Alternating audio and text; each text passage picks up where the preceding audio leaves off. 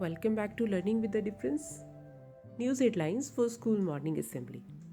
Coronavirus updates.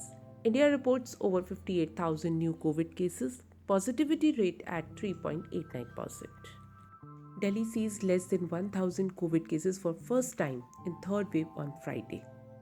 Meghalaya launches welfare scheme for farmers worth 200 crore, Meghalaya Chief Minister Conrad K. Sangma said.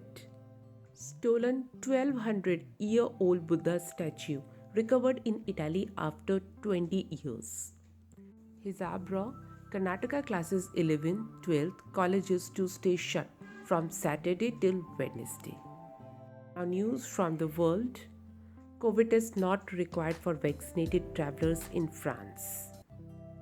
Pandemic's acute phase could end by mid-year if 70% gets vaccinated, WHO. Ukraine crisis, US to send 3,000 more troops to bolster NATO in Poland. Russia could attack Ukraine any day now, US dire warning. US Army Chief dials Russia counterparts amid Ukraine tensions. And now some sports news. Third ODI.